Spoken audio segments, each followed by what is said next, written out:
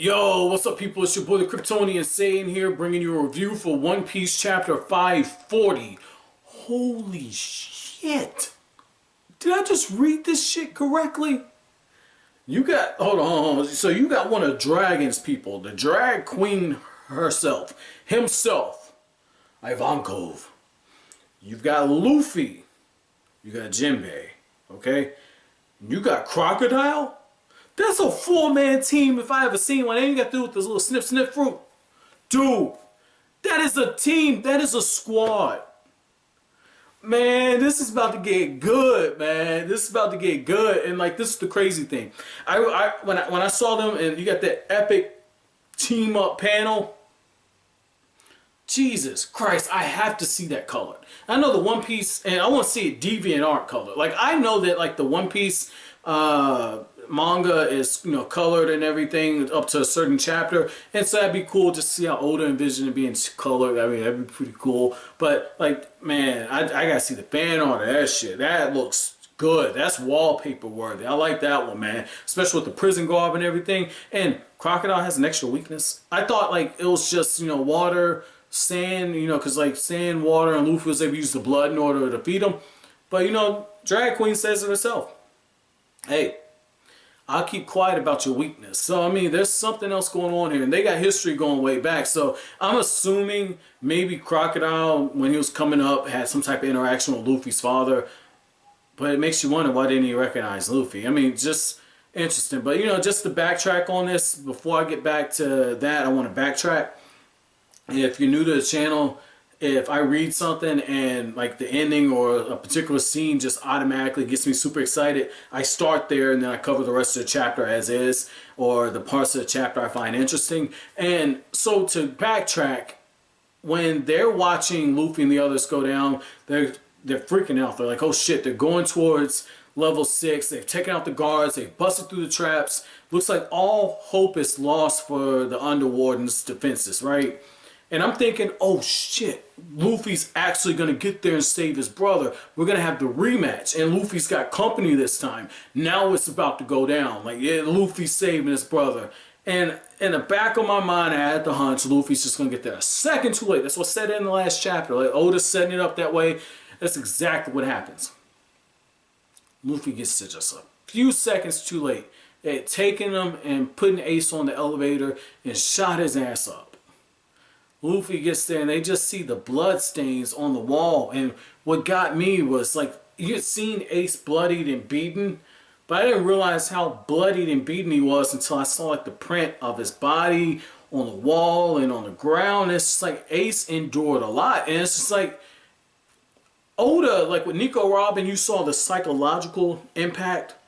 You didn't see the physical. Like, you saw Spaniel being a piece of shit, kicking Nico Robin. I joke about Nico Robin, but, you know, if you guys go back to, you know, that chapter, I think I called it Robin's Worst Nightmare or something, but it's when Spaniel's trying to drag her to the gates of justice, and, you know, he had kicked her down the stairs at one point, and Robin, she was biting on the side of the bridge, and blood was coming out, and you got Spaniel being the piece of shit that he is. Like, Nico Robin's one of my favorite characters in One Piece. I make fun of her, but here's the thing. It was psychological, okay? It was psychological. Ace, it's a combination of both.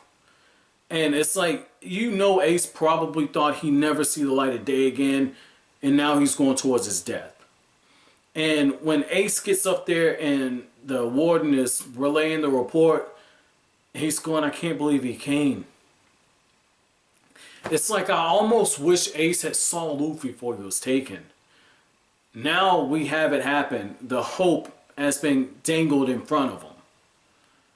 He's still worried about his brother, but at a certain extent, you know, he's thinking, can he actually save me? Could he actually do it? He's done the impossible so far. And maybe I've misread Ace's character. Maybe that's why Oda had the life paper and had Luffy looking at the VV paper and saying, oh shit, it's pointing up. I got to go up. And I like how Luffy, no hesitation, when he finds out that all the corridors have been blocked off and the sleeping gas has been disposed of, he says, I don't care.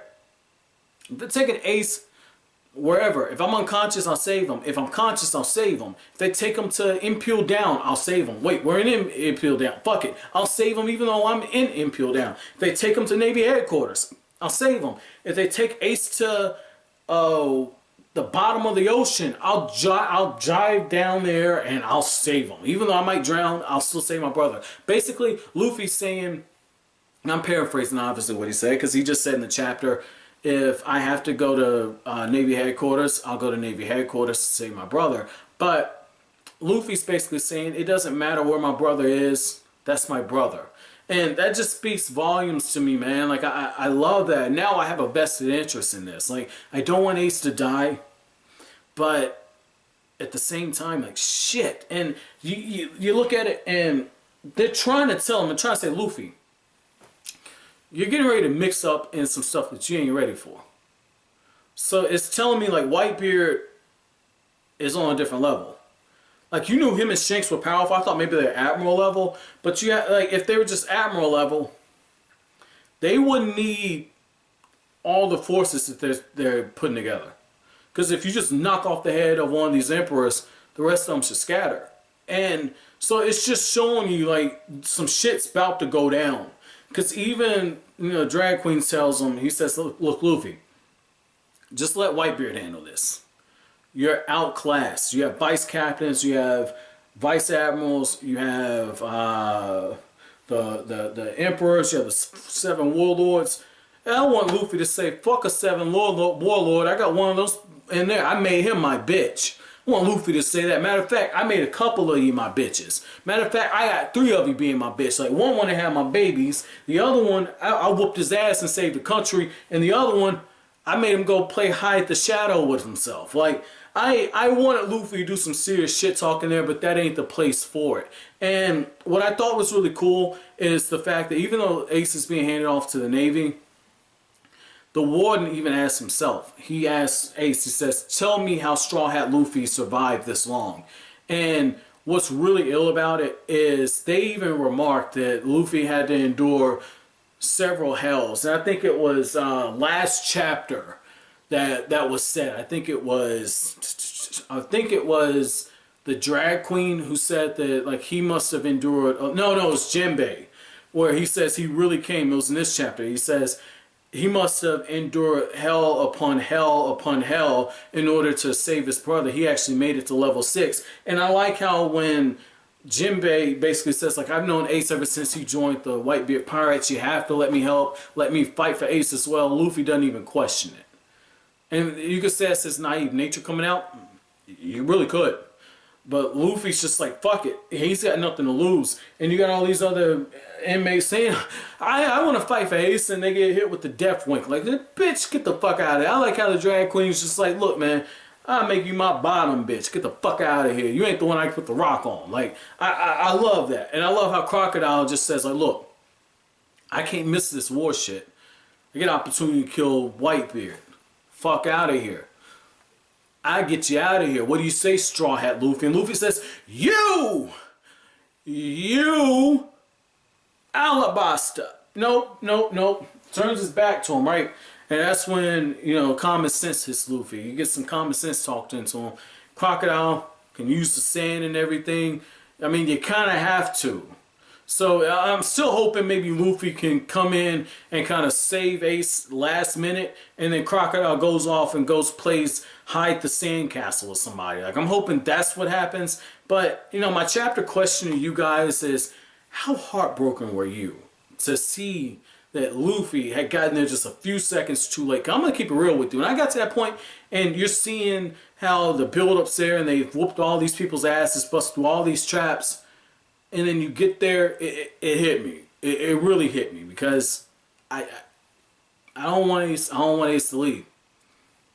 And it's more so because I'm worried that that's going to fuck Luffy's character up. Like, look at where Luffy is as a character right now. He knows his crew is probably safe because the Kuma thing sends him flying for 3 days, and yet he still lost his crew in front of him. He just almost lost Nico Robin. He just fought Rob Lucci, who basically told his ass, like, hey, I have to defeat you or you'll kill my crew. This is after he faces Aokiji, after almost losing his crew with the Davy Back fight. Aokiji basically turns Luffy into a fucking popsicle, and now he's got what's going on here where he almost dies and endures so much pain.